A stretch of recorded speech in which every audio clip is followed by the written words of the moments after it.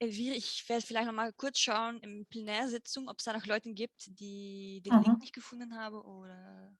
Also ich komme zurück. Ja, kein Problem.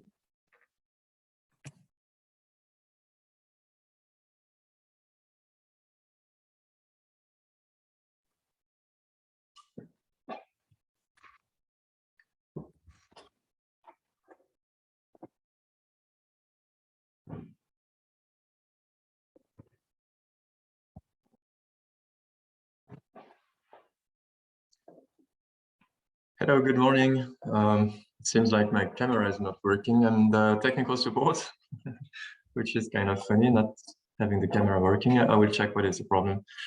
Just to let you know, Elvire and Melanie, that I'm here in the back, so you won't see me appear like now for the moment, but I'm here. If you have any question, any problem, just come talk to me. I will follow the meeting. You are now both co-hosts, so you have the opportunity to let people come in the meeting. For the moment, we only have Daphne Knoop with us, so we are waiting for the other participants. Yes, thank you. Do you have any idea how many participants you will have in this session? There were 6, I think there were 6 participants, but Melanie explained to all people that there won't be a translation in Netherlands, so perhaps many people won't come because the traduction is not there. The translation is not there. Excuse me, my English is not so good. No problem, it's okay, I understood everything. Okay, so let's wait and you can start when you want, when you're ready.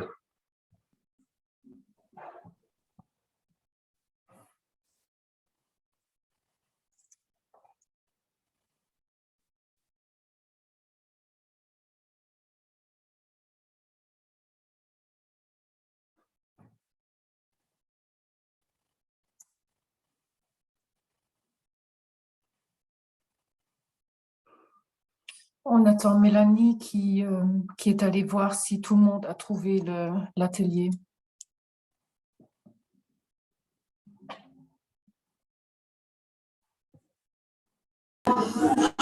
Ja, wenn es nur ich bin, dann kann das wieder auch auf Deutsch. Das verstehe ich eigentlich besser als Französisch. Die PowerPoint auf Französisch gemacht, aber das macht nichts. Ich kann, wenn du alleine bist, kann ich auch auf Deutsch reden.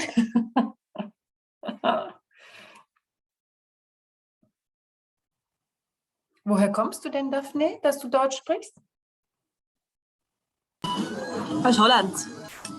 Ah, aber du arbeitest in Flandern oder du arbeitest in Holland? Nee, in Brüssel für Vluchtelingenwerk. Also die Nederlands, also flämische Siree. Und die hat mich jetzt interessiert, okay, was passiert jetzt in Ostbelgien? Und da war, das ist richtig interessant. Aber ja, mein Deutsch ist besser als mein Französisch. Okay.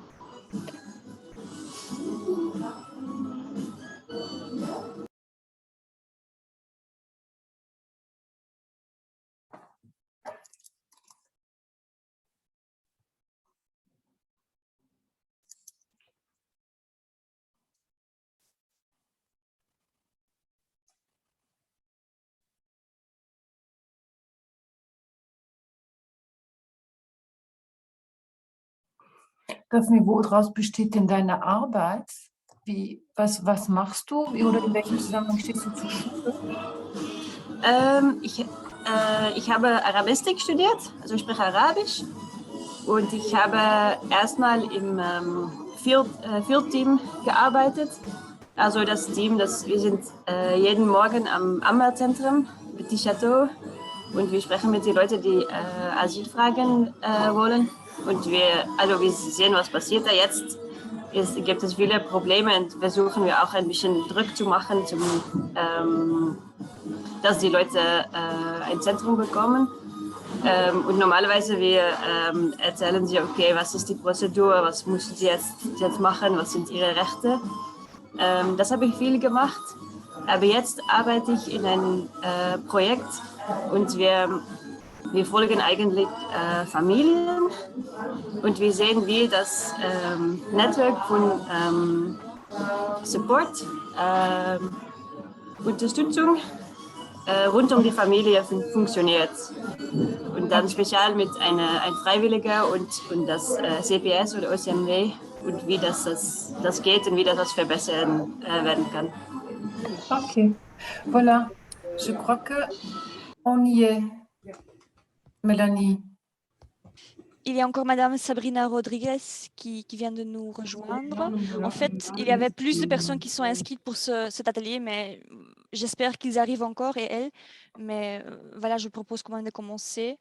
Madame Daphné, vous comprenez le français? Ok, très bien. Parce que c'était prévu en français.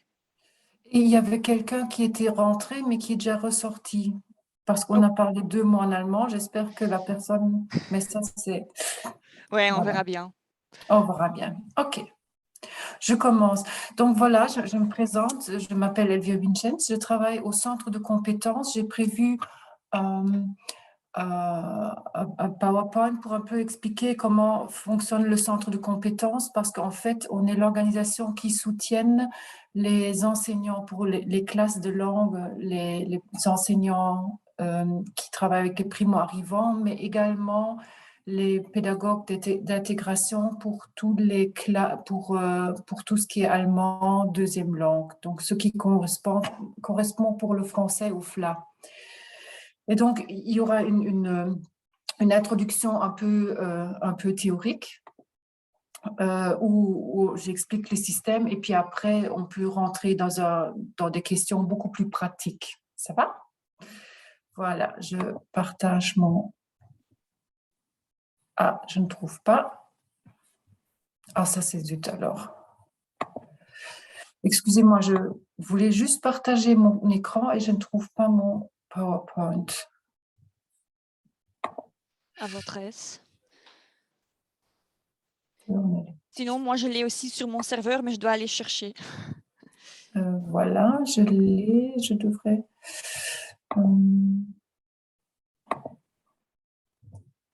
Voilà, je l'ai. Est-ce que vous le voyez? Est-ce que vous voyez mon... Oui? Je l'ai encore. Présentation, voilà. Animation. Non, c'était bien Bildschirm, présentation et puis... Bildschirm, présentation. Oui, live présentieren. Ok, voilà, comme ça. Oui. Vous avez? Ok.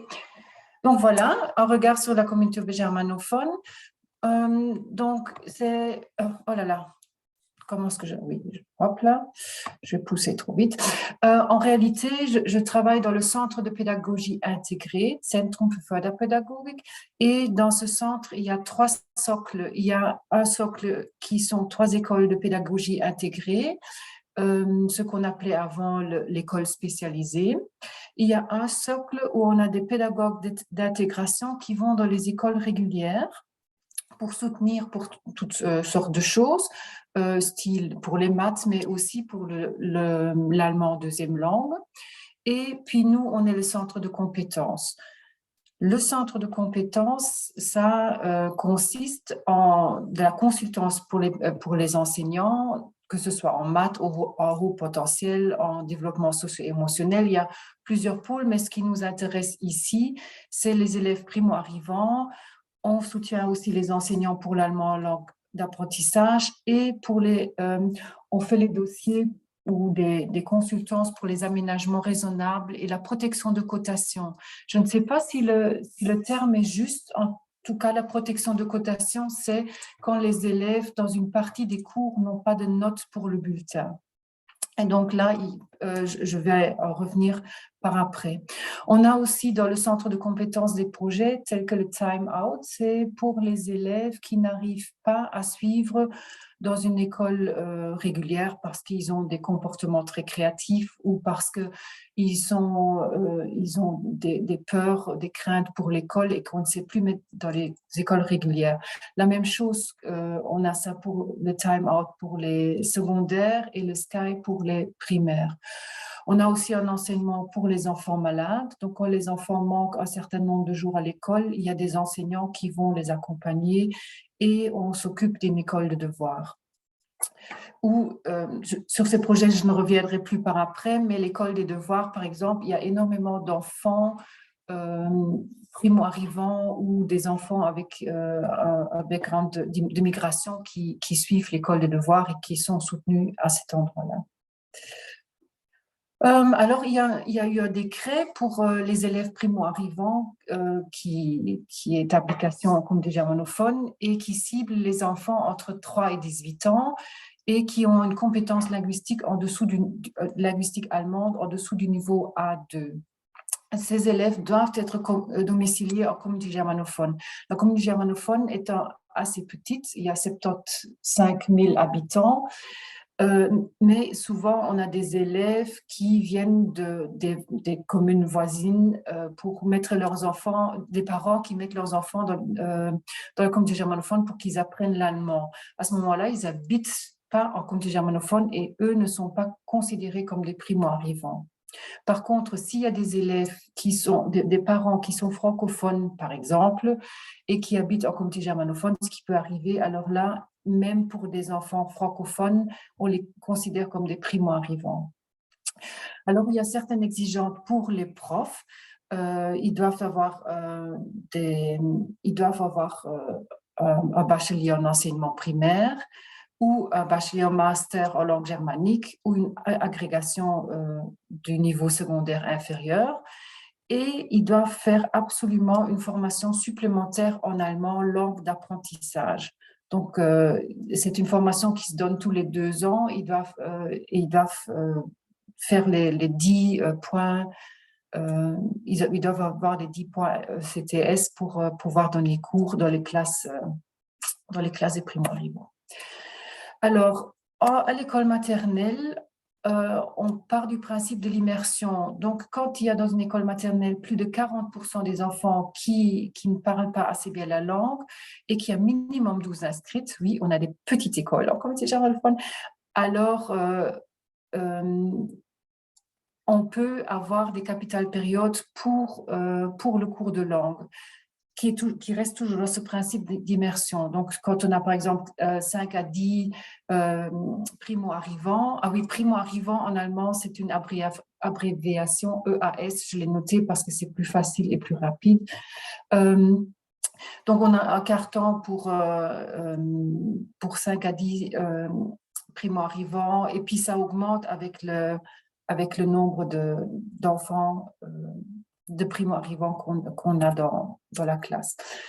Quand on est en 3e maternelle et à l'école primaire, alors là, soit il y a assez d'enfants et on a des classes d'apprentissage de langue, soit il y a des cours d'apprentissage de langue. Et là aussi, ça dépend du nombre d'enfants inscrits ou du nombre d'enfants primo-arrivants inscrits pour avoir un carton de plus, etc.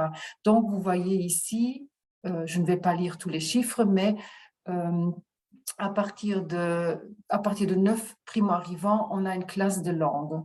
Et en dessous de 9, on a des cours de langue ou alors les différentes écoles peuvent choisir, on se met ensemble, moi j'ai 3 primo-arrivants, toi tu en as 5, on va déplacer les 3 enfants qui habitent ou qui sont inscrits dans ton école, on va les mettre dans notre école et comme ça on a plus de capital période. La spécificité reste quand même que les primo-arrivants, même s'ils sont dans une classe d'apprentissage de langue, ils doivent retourner une journée dans la classe régulière pour avoir le contact avec les autres élèves et pour vivre une immersion plus complète dans un bain de langue. La participation à ces classes spécifiques primo-arrivants est de 1 an, mais ça peut être prolongé après 1 an d'une 2e année. Et alors là, pour que ce soit prolongé, il y a un conseil de suivi, Begleitrat, qui doit se faire auprès du ministère. Et dans ce Begleitrat, on a l'enseignant de l'apprentissage de langue. Donc, tout à l'heure, la première conférencière a expliqué que les enseignants n'étaient pas pris en considération. Ici, ils sont dans ce conseil suivi qui décide est-ce que l'enfant va prolonger son année ou pas. Il y a l'enseignant de la classe régulière donc, que l'enfant va intégrer. Il y a la directrice de l'école régulière où l'enfant va être intégré et il y a une consultance de notre centre de compétences qui est spécialisée vraiment et qui fait des testings pour voir où en est l'enfant. Et à ce moment-là, le comité de suivi décide si l'enfant va monter d'une classe. Le comité de suivi, de toute façon, se réunit 1 fois par an pour voir l'évolution des élèves et pour discuter comment l'élève évolue dans sa classe. Alors, quand on décide que l'élève réintègre une classe normale, qu'il ne reste pas dans la classe de langue spécifique, à ce moment-là, l'école reçoit encore des capitales périodes pour la réinsertion des enfants primo-arrivants. Donc, pendant 1 an, ils ont des capitales périodes en plus que l'école peut alors investir en engageant un enseignant d'intégration qui va soutenir ou faciliter l'intégration de l'élève dans la classe. Et alors, il y a cette possibilité aussi de faire un aménagement raisonnable ou une protection de cotation. Et j'y reviens plus loin. Alors, à l'école secondaire, je vous avais dit que la communauté germanophone n'est pas très grande et on parle toujours du nord et du sud. Géographiquement, c'est pas tellement loin, mais enfin. Et pour les secondaires, il y a une classe de primo-arrivants de langue qui est organisée dans le nord de la communauté germanophone et une qui est organisée dans le sud. Et il y a 30 capitales périodes pour cette classe. Et là aussi encore, chaque fois qu'il y a plus d'élèves, on a plus d'heures. Oui, je ne vais pas non plus ici aller dans les détails. Vous pouvez voir ça parce que vous aurez le PowerPoint après. Mais la spécificité de l'école secondaire, c'est que les primo-arrivants comptent aussi pour le capital période de tout ce qui entoure pas seulement pour les enseignants de classe de langue, mais aussi pour la direction, pour la coordination, pour certains projets et pour les éducateurs. Donc, tout ça est pris en considération dans les capitales périodes et dans tout ce qu'on peut mettre en place comme accompagnement.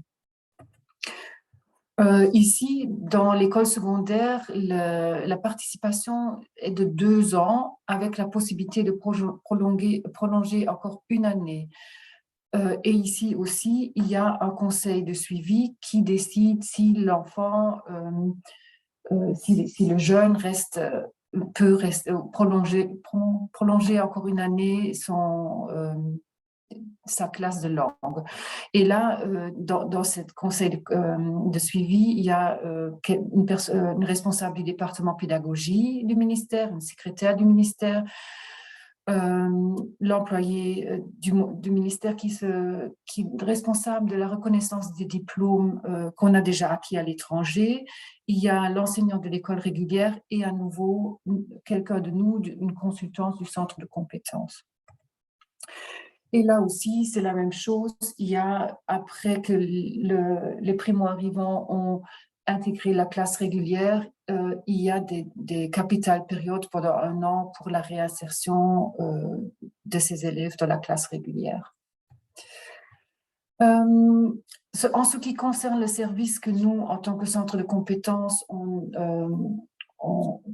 comment on accompagne les personnes, on sépare les enseignants qui entourent les primo-arrivants, pas dans 2 catégories, mais il y a ceux qui sont vraiment les profs de langue dans les classes spécifiques, qui accompagnent les élèves dans l'apprentissage linguistique. Et puis, il y a les pédagogues d'intégration qui soutiennent les élèves en difficulté dans les classes et qui sont là pour l'apprentissage allemand deuxième langue.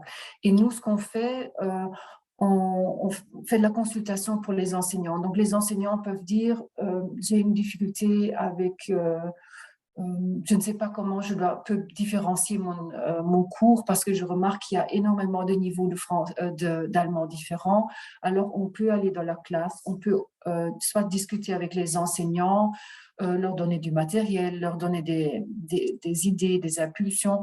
On peut aussi observer toute la classe. Pour voir comment ça se passe, où est-ce qu'on peut modifier certaines petites choses pour que ça se passe mieux.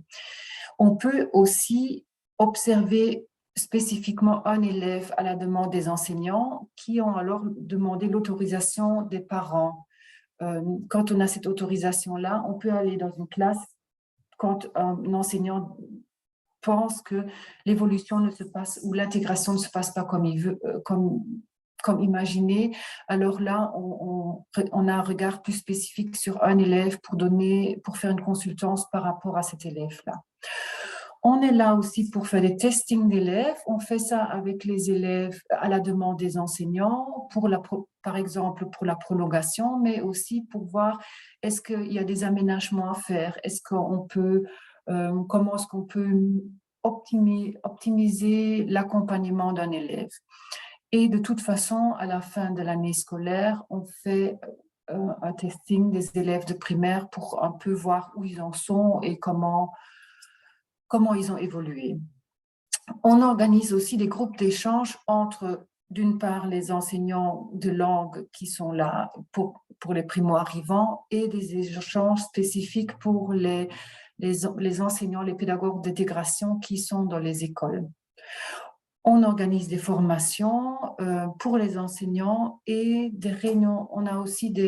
On propose aussi des réunions d'information pour un public plus large. Par exemple, quand les enseignants d'intégration disent « mais moi je suis là et je me sens pas comprise », justement ce que tout à l'heure on disait, par systémique, les enseignants d'intégration ont aussi l'impression qu'on ne les écoute pas, que les collègues ont peu de considération pour eux. Alors là, on peut donner des informations sur comment fonctionnent les enfants, comment fonctionne l'apprentissage d'une deuxième langue pour sensibiliser un public plus large. Et alors, la même chose pour les parents, on peut aussi donner des soirées d'information pour les parents. Et ici, on est en train de mettre en place un système pour travailler avec Info Intégration, qui travaille beaucoup avec les parents, avec les parents issus de l'immigration pour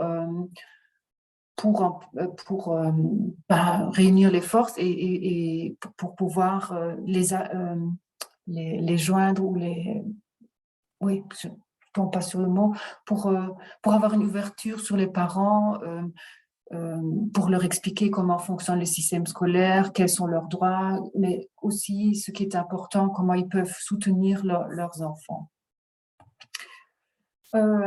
Les aménagements raisonnables et les protections de cotation, c'est aussi régulé par un décret qui dit que les enfants qui ont besoin d'aide en plus, que ce soit un peu plus de temps pour faire un test, prendre un dictionnaire, enfin j'invente là de prendre un dictionnaire pour certains tests, etc. Là, les parents ou les enseignants peuvent demander au centre de compétences un testing et une consultance et voir quel aménagement est-ce qu'on mettrait en place pour tel élève. Et là aussi, on donne des formations pour savoir quel aménagement on peut donner, qu'est-ce qui est raisonnable, comment sont les procédures légales pour obtenir des aménagements raisonnables.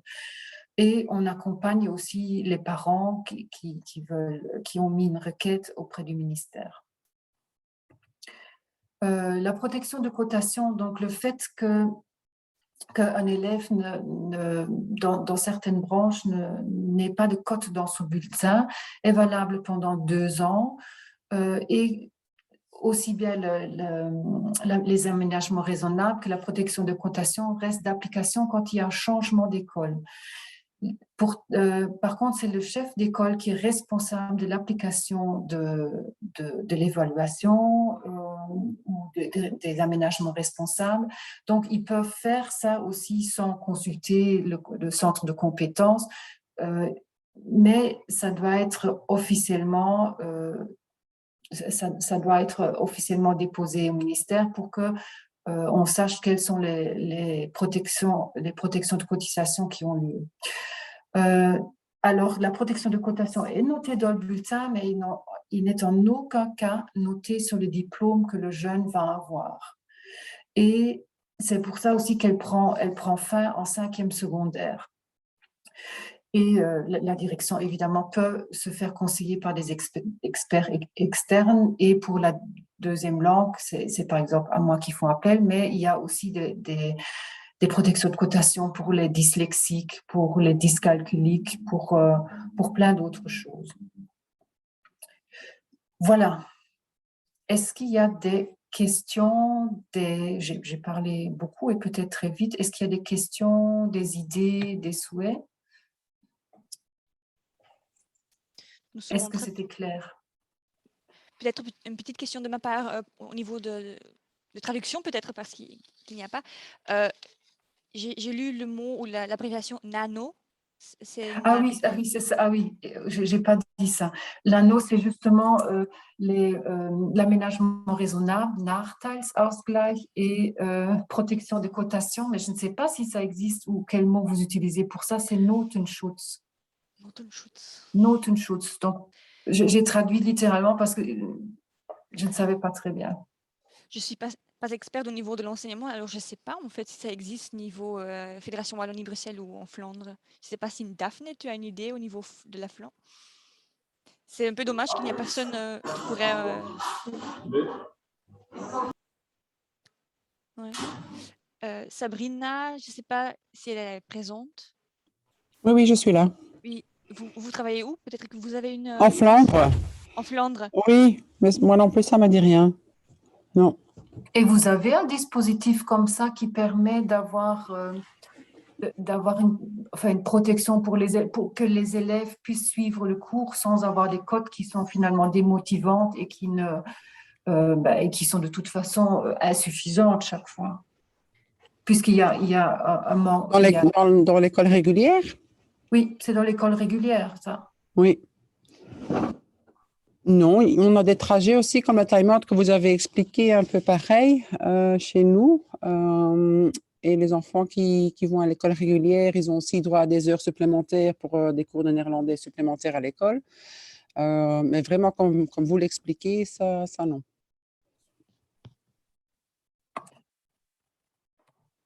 Dans les classes au calme, ça oui. Là, on travaille rarement avec des notes, avec des codes. Allez, oui, noten. Mais après, oui. Les punten? Met punten, ja, maar en français, les Ah oui. Les cotes. Les codes. Mais de le voir dans une école régulière, dans une classe régulière, ça ne me dit rien. Non. Est-ce qu'il y a des questions, d'autres questions Mais moi, ce qui me frappe, c'est vraiment, par exemple, le fait qu'il y a un Begleitrat, le conseil d'accompagnement, de suivi, qui se réunit auprès du ministère, qu'il y a vraiment des critères qui doivent siéger dans ce conseil-là.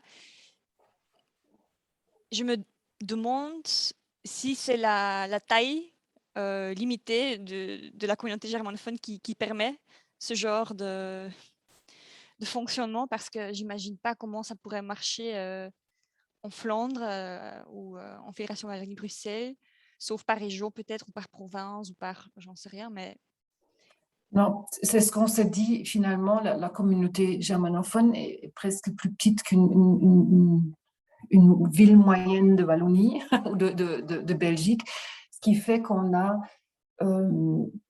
les chemins sont très courts vers le ministère. Je peux croiser les ministres, je les tutoie parce qu'il y en a une qui a été ma collègue, il y en a une qu'on voit régulièrement. Et donc, quand il y a des choses comme ça, on travaille très main dans la main. Et ça fait qu'ils sont dans ce comité de suivi et ils connaissent les dossiers parce que ça reste restreint aussi. Hein. c'est-à-dire ça reste restreint. Ça reste restreint au niveau nombre. C'est jouable. Mhm. Quand vous avez, enfin, c'est comme je dis, il faut 12 inscrits pour avoir 12 inscrits dans une école maternelle pour avoir et 40% d'enfants qui ne maîtrisent pas la langue allemande pour pouvoir mettre une classe de langue. Mais je ne sais pas si dans le reste de la Belgique, il y a des écoles où ils ont moins que 12 élèves, quoi. Qu'ils n'ont pas les 12 élèves. Donc, et aussi, comme déjà enfant, on a une classe de langue pour les secondaires, on a 2 classes de langue pour les secondaires, ou peut-être quand il y a beaucoup d'élèves, on monte à 3 ou 4, mais c'est très, ça reste très limité au niveau nombre.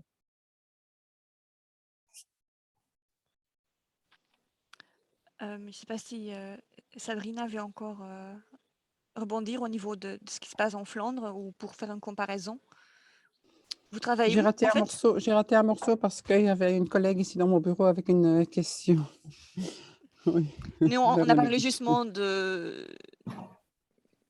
comment dire, les dimensions qui sont différentes en communauté germanophone, qu'il y a moins d'élèves qui sont concernés, que voilà, les voies vers le ministère sont plus, sont très courtes en fait. Et voilà, en Flandre, Elles sont il très y a longues. beaucoup plus, il y a beaucoup plus d'élèves qui sont concernés et comme la Flandre, c'est petit, mais voilà, en comparaison avec Mhm. la communauté germanophone, c'est quand même plus grand. Les voies vers le ministère, je pense, sont Très longues. Oui, par exemple, quand on a adapté le décret pour le décret pour les primo-arrivants, enfin le décret pour les classes de langue, je sais que ma collègue a été consultée parce elle travaille avec tous les enseignants qui travaillent avec les primo-arrivants, tous les enseignants de langue et les profs d'intégration, ce qui fait qu'elle a une grande vue, mais alors le ministère va consulter le centre de compétences, ma collègue, et on peut donner notre avis pour les changements de décret. Ça, c'est un luxe, un luxe incroyable. Ouais. Au début, j'ai voulu mettre le titre Osbeg, un laboratoire expérimental pour des bonnes pratiques. Mais je me demande comment dire, comment transposer, comment mettre en œuvre ces bonnes pratiques en Flandre, en Wallonie, en Fédération Wallonie-Bruxelles, quoi. Je ne sais pas si les autres participants présents ont des idées comment on pourrait le faire, mais ça me semble une telle bonne pratique. Je ne sais pas comment le traduire vers notre contexte flamand ou wallon. Est-ce qu'il y a des idées?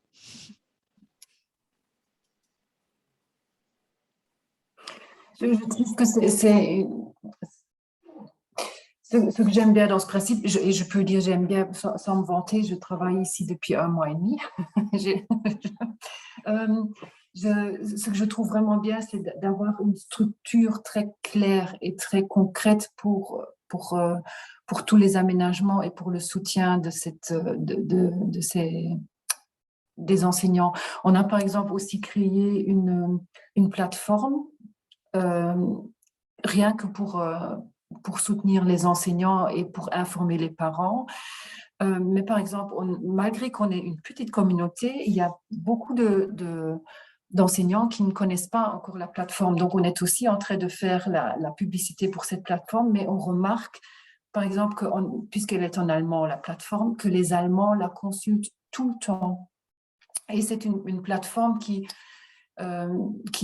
j'aurais dû la présenter, j'ai pas pensé la présenter ici, mais c'est une plateforme qui donne des conseils, qui donne des aperçus théoriques sur l'intégration des élèves, sur la difficulté linguistique, sur comment soutenir les élèves en théorie, mais aussi en pratique. Il y a sur la plateforme, on trouve par exemple des livres en plusieurs langues et l'explication pourquoi c'est important d'écouter des livres en plusieurs langues. Ou bien il y a toute une explication pourquoi il faut valoriser la première langue. Et donc, il faut un peu chercher et fouiller sur cette plateforme-là, mais il y a énormément de choses très pratiques qui sont mises en évidence. Je peux peut-être la mettre dans le... Moi, je peux confirmer ça. Je suis un peu désolée. Je travaille aussi à Ostbelgien et mon langue français n'est pas assez fort, mais je vais essayer. Et oui, moi, je peux bien confirmer ce que Madame Wittgens a parlé. Et je suis professeure de langue étrangère pour l'allemand, pour le langue étrangère. Et là, j'ai utilisé aussi la site web de Madame Hektas qui a créé. Oui. Ouais, c'est super bien. Et moi, je trouve, avant, j'ai travaillé à Paderborn et à Minden et Bielefeld en Allemagne. Et maintenant, je trouve que c'est vraiment un luxus que on a beaucoup de soutien. Oui, je peux parler avec une personne directement et recevoir des aides. Oui, c'est super bon. Ouais. Merci. Et Madame Neusel, vous travaillez chez... J'ai oublié le nom. Ah, je travaille oui. dans ZAVM, c'est un centre d'apprentissage. Oui, et là, je travaille dans un projet pour ouvrir un petit peu l'apprentissage pour les immigrants. Oui. On était en contact par mail et vous m'avez dit que c'est encore un projet qui se met en œuvre ou qui se met en place actuellement, que c'est peut-être trop tôt d'en parler. Mais si jamais on a le temps, c'est un atelier sur Ostbelgien. Alors, si jamais vous pouvez déjà en dire quelques mots, vous êtes le bienvenu. Et sinon, voilà, je comprends tout à fait. Même en allemand, je pourrais traduire, il n'y a pas de souci. Ah, ok. Ok, je peux essayer en français, mais vous pouvez m'aider. Ça, c'est... Ouais. Alors,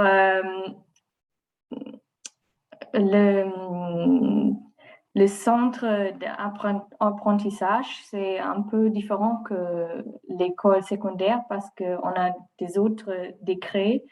Et en ce moment-là, on n'a pas vraiment la possibilité d'une classe langue étrangère ou d'une aide comme ça. C'est vraiment, oui. Oui, et pour mes collègues et pour nous, c'est un petit peu nouveau qu'on a beaucoup des élèves ou des apprentis qui sont au niveau A2 en allemand, par exemple. C'est vraiment nouveau et on doit individuellement voir qu'est-ce qu'on peut faire parce que en fait ils ont leur apprentissage, ils ont dans l'école, dans le betrieb, dans les entreprises. dans les entreprises oui, pour chaque semaine, ils ont propre. Il n'y a pas de temps pour aller dans un cours allemand après. Et comme ça, oui, c'est vraiment complexe. Mais moi, comme je viens de rejoindre l'équipe ou... oui, je suis professeur de langue allemande et là, dans les pauses, par exemple, ou avant une test ou examen, j'ai essayé de un petit peu aider avec le DATS. Ouais. Mais c'est vraiment on est en train de développer. Oui. Et en fait, c'est comparable avec tout ce qui est CEFA en Wallonie et Centrum Leerwerke en Flandre, je pense. Et est-ce que vous êtes en contact avec CEFA et Centrum Leerwerke pour voir un peu comment ça marche là-bas? Parce que je pense que dans les grandes villes en Wallonie et en Flandre, peut-être qu'il y a déjà plus d'expérience avec tout ça, comment intégrer les cours de langue dans les Centrum Leerwerke et les CEFA. Comment faire la combinaison d'apprentissage de langue et de trouver un stage, trouver une entreprise, etc. Ah, c'est vraiment c'est une bonne idée. On n'a pas encore, moi, je n'ai pas encore parlé avec les collègues là, mais peut-être, Madame Zonderman, est-ce que vous pouvez me donner le contact ou le nom d'école? Je peux lancer une demande dans notre réseau et puis voir ce qui revient. Ouais. Il y a sûrement des personnes de contact là-dedans. Sûrement, oui. Avec plaisir. OK. Je pense que c'est vraiment toujours une question de réseau ou de networking parce que c'est aussi, que ce soit au niveau individuel d'une école où le prof de langue ou le prof d'intégration dit je suis un peu à part et je me dis il faut vraiment ouvrir et je trouvais ça intéressant ce matin de se dire il faut sensibiliser plus, il faut ouvrir, il faut voir comment on peut travailler ensemble parce que il y a quelqu'un qui l'a dit, ce qui aide les enfants qui ne maîtrisent pas encore la langue, si le professeur adapte certaines choses, ça peut aussi aider les enfants qui sont autrement en difficulté. Il y avait le jeune qui disait oui, la prof parlait et je ne comprenais rien ou je comprenais peu, ça allait trop vite. Et je pense que c'est quelque chose qui est super important aussi pour les autres élèves, utiliser plus de dessins, laisser le temps de réfléchir à ce qu'on a dit et ne pas assommer les élèves par la parole ou les mettre en action. Et c'est tout ce qu'on utilise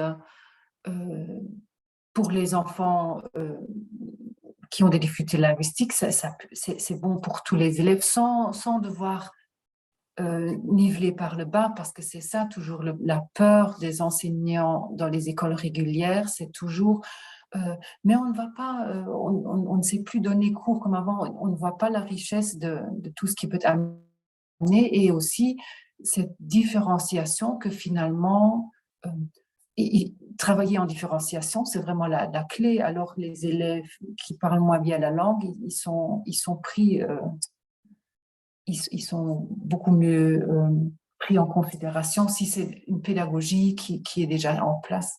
Mais voilà, ça c'est une opinion que je partage aussi. J'ai oublié le nom. Je partage avec Dieng, Monsieur Dieng, qui est enseignant et qui dit il y a le système qui doit un peu changer. Et c'est vrai qu'il faudrait arriver vers plus de différenciation. Je ne suis pas une experte du tout, mais je sais qu'en Flandre, il y a le M-décret, je ne sais pas si Daphné en sait plus, qui en fait, en théorie, dit ça, d'intégrer tous les enfants qui maintenant sont, allez, pas tout, mais beaucoup d'enfants qui sont maintenant dans des écoles spécialisées pour des enfants avec handicap et autres, de les intégrer le plus possible dans les classes régulières et d'aménager de manière raisonnable à leurs besoins. Mais je sais que ça ne marche pas du tout côté flamand. Sauf si peut-être Daphné a d'autres raisons, avis. Mais oui, là aussi, je constate un grand manque de volonté, quoi. Ik weet niet, Daphne, of je daar wilt op ingaan, hoe daar in Vlaanderen... Nee, ik heb eigenlijk weinig ervaring met de schoolcontext, omdat ik nog niet zo lang in België werk.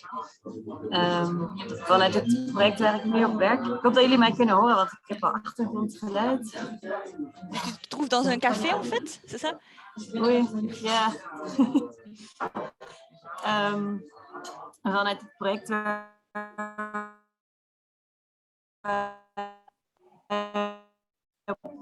nu op werken, wij volgen eigenlijk.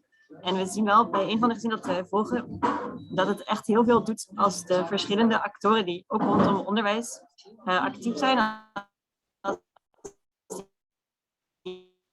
Pour moi, ça coupe. Oui. Daphne, ça coupe pour moi. Maar met elkaar in overleg zijn. Wanneer echt kijken wat de beste is. Ok, maintenant elle est partie. Aïe. Elle finissait par dire qu'elle constate que s'il y a vraiment une coordination de tous les acteurs autour d'une famille, que ça va mieux. Ah, elle va écrire dans le chat.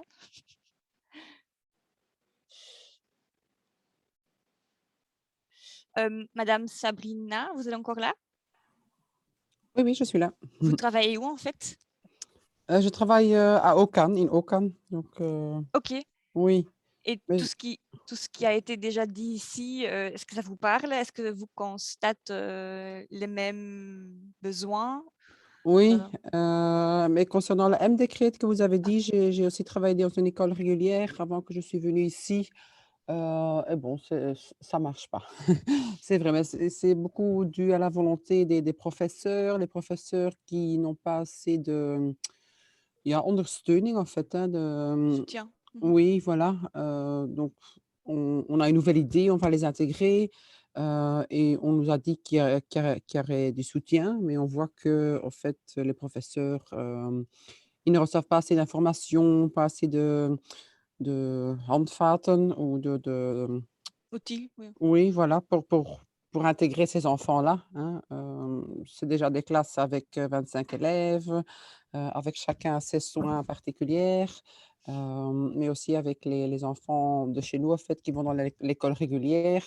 C'est souvent, encore une fois, encore un enfant avec des soins supplémentaires, et ils ne voient pas vraiment le plus grand, ja, het overkoepelende, en fait, hein, que Oui. s'ils font quelque chose pour un de ces élèves-là, la plupart des autres élèves aussi, ça leur fait du bien de faire des petites choses et des petites adaptations, je vais dire. Mhm. Donc bon, je crois que c'est un peu dû aussi aux heures, la tâche des professeurs, tout ça, tout ce on attend d'eux. Mais aussi, oui, l'idée qu'on lance quelque chose et on verra bien, sans avoir plus des heures supplémentaires ou de soutien, en fait. C'est difficile. Je comprends les 2 côtés. Oui. Oui, parce que les enseignants disent finalement, on n'a pas que cette difficulté de deuxième langue, on a encore les dyslexiques, on a encore les dyscalculiques, on a encore les HP, enfin les hauts potentiels. Et ils disent, mais alors finalement, pour une classe de 25 élèves, il faut prévoir 20 cours. Donc, je pense qu'il y a quelque chose à voir aussi déjà dans les écoles normales pour qu'on arrive à ce que les enseignants soient formés pour plus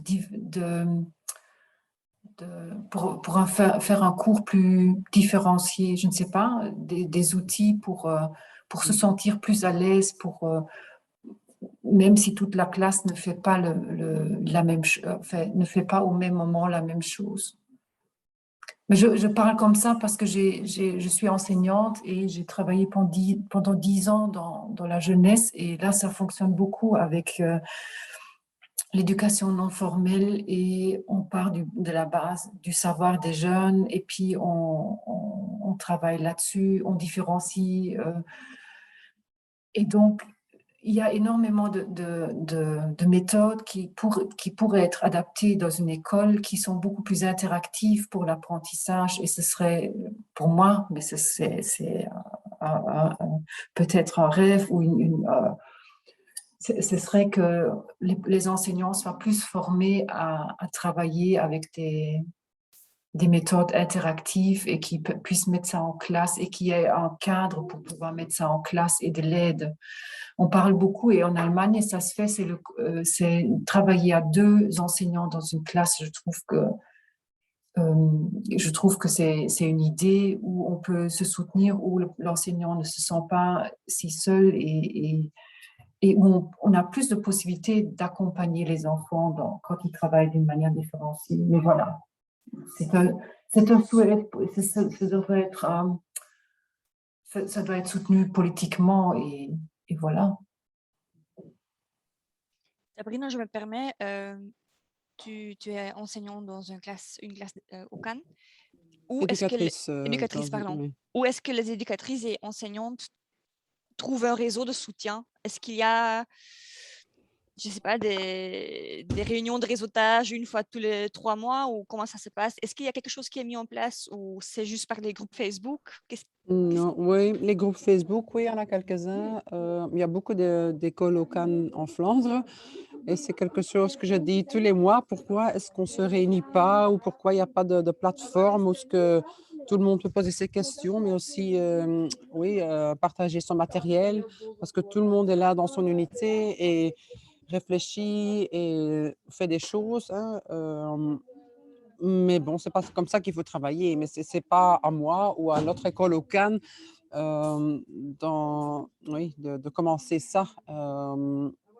On a de pedagogische begeleidingsdienst, je ne sais pas comment on dit en français. Là, oui, là, on peut poser des questions. Et c'est aussi des gens qui vont dans plusieurs écoles. Donc, peut-être que c'est un peu à eux de coordonner une plateforme. Sorry. Oui. Oui.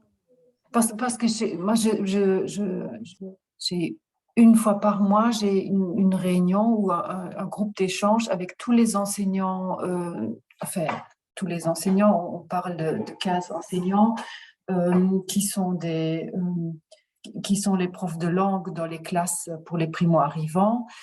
Et ça sert vraiment à ce que vous dites, échanger, montrer du matériel, voir les difficultés, comment est-ce qu'on peut travailler avec les parents, comment est-ce qu'on peut travailler avec les collègues.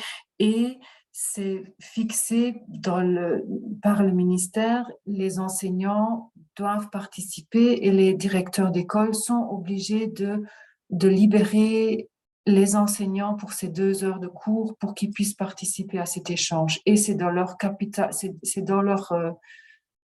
capital période, c'est 2 heures par tous les 5-6 mois ou une fois par mois, ou pas tous les 5-6, une fois par mois, voire une fois tous les 5 semaines. Mais c'est prévu dans le décret parce qu'on trouve que l'échange est super important. Et ça, c'est vrai que même à une plus grande échelle, alors géographiquement, on peut concentrer ça. Mais il y a cette volonté, à nouveau, il y a cette volonté politique de dire, une fois par mois, les directeurs d'école doivent libérer leurs enseignants pendant 2 heures pour qu'ils puissent échanger. Oui, s'il y a des échanges entre les coordinateurs ou les directrices en fait, de Ocan même, mais ça c'est plutôt au niveau pratique, au niveau oui, d'organisation. Oui, donc ça il y a, mais pas entre les professeurs en fait, ou pas entre les éducatrices non plus. Donc.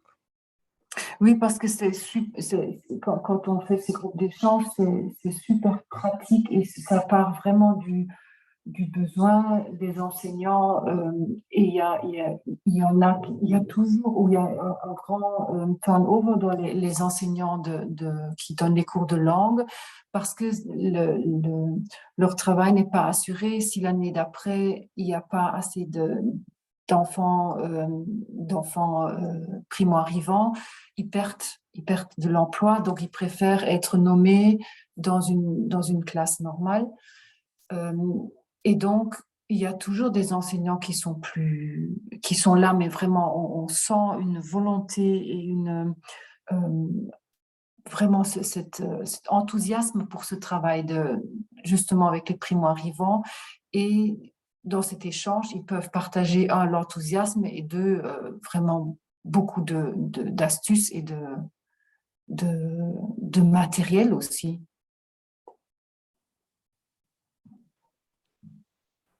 Oui, ça c'est vraiment incroyable. Une fois tous les 5 semaines, voire une fois par mois, obligatoire. Le monde idéal, quoi. Allez, je ne sais pas si c'est le monde idéal, mais c'est d'une différence énorme que je constate quand même. Il reste les mêmes problématiques et les mêmes. Mhm. C'est toujours c'est les mêmes questionnements que j'ai entendus aussi ce matin. C'est comment travailler ensemble, comment travailler avec les parents, comment arriver à différencier. Les problématiques restent les mêmes, mais il y a un autre soutien et justement cette volonté politique qui est là. C'est peut-être, comment dire, pas vraiment un résultat de cette matinée d'études, mais quelque chose qu'on va bien sûr noter et travailler dessus dans notre travail de plaidoyer aussi. La plateforme travaille moins sur le niveau des communautés, mais peut-être avec Vluchtelingenwerk, avec ton collègue Daphné Véronique, qu'on pourrait mettre en place une sorte de travail de plaidoyer sur cette question et aussi côté francophone. Voilà. De mettre en place des réseaux ou des plateformes de soutien pour les enseignants et les éducateurs qui sont en DASPA et en OCAN. Oui, parce que les enseignants nous demandent souvent, mais il y a tellement de matériel. Si nous, par exemple, en tant qu'enseignants, on doit commencer à visionner tout le matériel, à savoir quel jeu est bien et tout ça. Et nous, finalement, au centre de compétences, on fait un peu le tri déjà.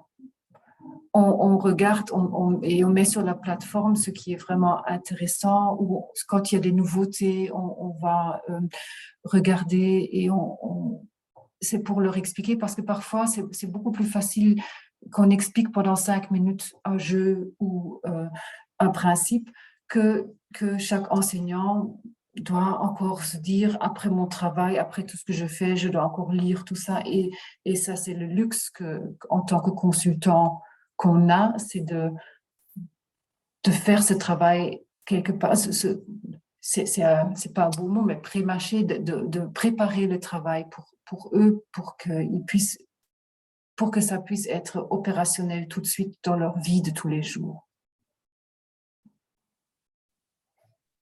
Oui, tout à fait. Ça, je peux comprendre qu'il y a une telle masse de matériel. Mais moi, je suis un peu différents groupes d'ASPA au Cannes et je vois des enseignants qui partagent des choses très chouettes, mais on ne voit plus het bos door de bomen, comme on dit en néerlandais. Voilà, tout à fait, un tel tri et voilà, aussi un tri basé sur une expertise pédagogique. Oui. Je vois que Daphné a posé une question en fait, dans le chat en allemand. Alors, qu'est-ce qui se passe pour la suite avec vos élèves? Je rigole parce que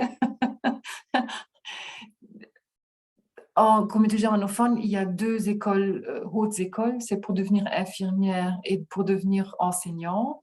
Et donc, si nos élèves veulent par après faire des études, ils doivent soit aller dans la communauté francophone, la communauté néerlandophone ou en Allemagne. Donc, je ne sais pas, personnellement, comme j'ai travaillé dans la jeunesse, c'est souvent comme ça a été décrit tout à l'heure aussi, que c'est des élèves qui font des apprentissages ou je pense qu'il y en a moins qui font des études, mais s'ils font des études, c'est vrai, ils partent en Allemagne ou en communauté française. Donc, ils doivent réapprendre le français, qui est deuxième langue chez nous à partir de la maternelle. Donc, nos enfants ont de toute façon un cours de deuxième langue français à partir de maternelle. mais ce n'est pas, c'est quand même, c'est encore une difficulté en plus pour les élèves primo-arrivants. Donc, quand ils rentrent dans une classe, bah, c'est en allemand, mais en plus, ils ont un cours de français. Et donc, ça, c'est par exemple un des aménagements raisonnables, c'est qu'on commence le cours de français pour ces élèves seulement 1 an ou 2 ans plus tard. Parce que ça devient trop. Mais statistiquement, Daphné, je ne sais pas te dire combien, s'il y en a beaucoup et où ils partent exactement.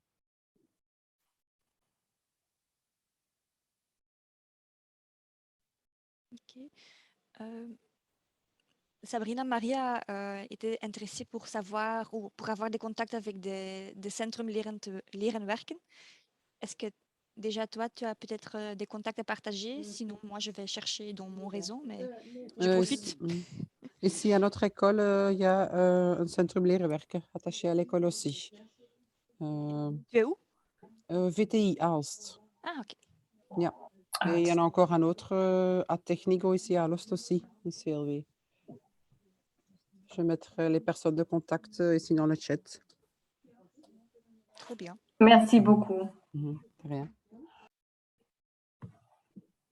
On a encore une quart d'heure, plus ou moins.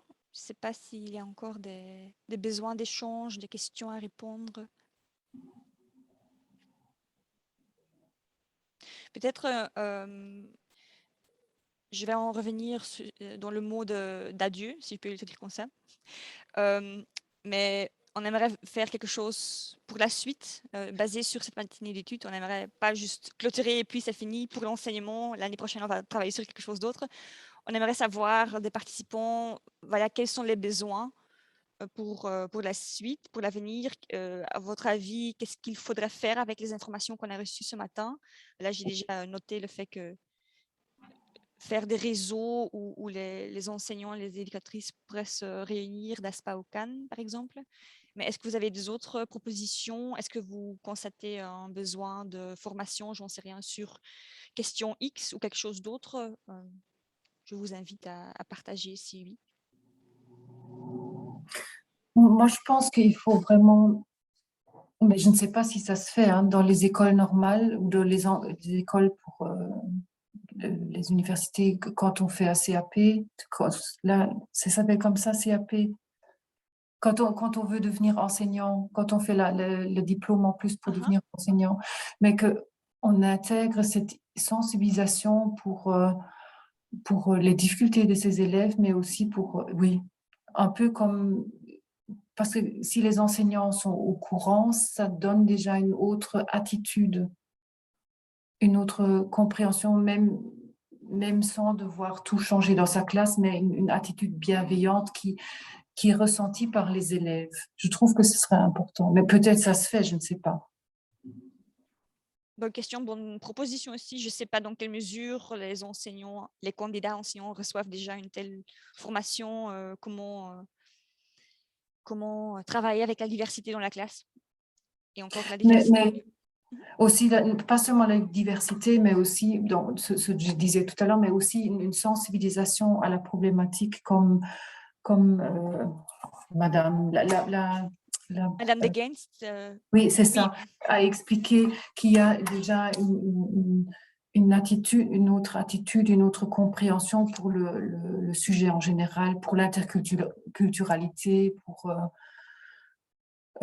la difficulté d'un parcours de migration et tout ça. Pour l'instant, ce n'est pas intégré, je crois,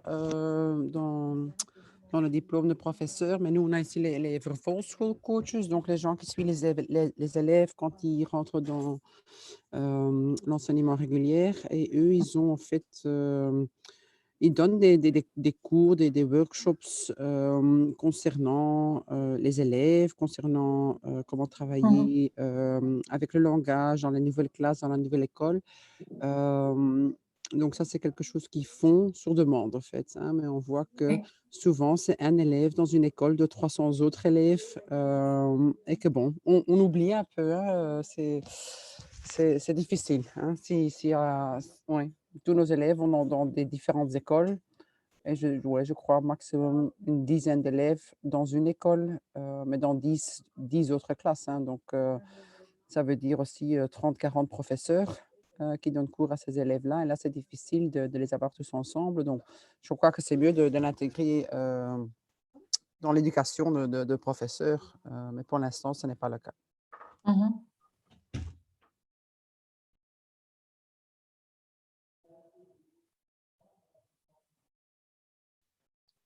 Ok. Je sais qu'actuellement, il y a la Haute École Odyssée à Bruxelles, allez, Bruxelles, Louvain et encore d'autres campus, où dans le diplôme pour les travailleurs sociaux, ils intègrent maintenant tout ce qui est la migration, vraiment un cours spécifique sur la migration. Oui, dans les assistants sociaux, parce que ça, c'est vraiment important, mais ce serait aussi important, je pense, pour les enseignants, parce qu'on vit dans on est de plus en plus multiculturel et on ne peut pas éviter ça. Et et il y a des personnes qui, qui vivent encore à côté de ça et qui ne voient pas cette richesse de la multiculturalité. Et on ne sait pas fermer les yeux devant ça. Tout à fait, tout à fait. Ok, mais j'ai déjà noté de grandes propositions pour le monde politique, alors je sais quoi faire pour l'année prochaine. Autre volonté d'intervenir? Sinon, je vous invite déjà pour un petit mot d'adieu dans la session plénière. Je vais poster le lien dans le chat. C'est le même lien qu'on a utilisé ce matin. Ça va commencer dans 5-6 minutes en fait. Alors, vous avez encore un peu de temps pour prendre un café ou préparer votre sandwich pour le déjeuner. Et sinon, je vous invite à nous rejoindre encore une fois. Si jamais vous partez déjà, je vais aussi envoyer le lien vers un petit formulaire d'évaluation. Je sais que c'est pas la partie la plus chouette de la matinée, mais ça nous aide beaucoup à nous améliorer pour l'avenir. Voilà. Et sinon, voilà, même si on était vraiment un petit comité, je trouvais ça vraiment fructueux, notre échange. J'espère pour Madame Wintin, c'est la même chose. Oui. Et voilà, je vous remercie vraiment pour votre participation et j'espère vous revoir dans la session plénière en 5 minutes. Oui. Merci à tout le monde pour les questions et l'écoute. Merci beaucoup. Merci beaucoup.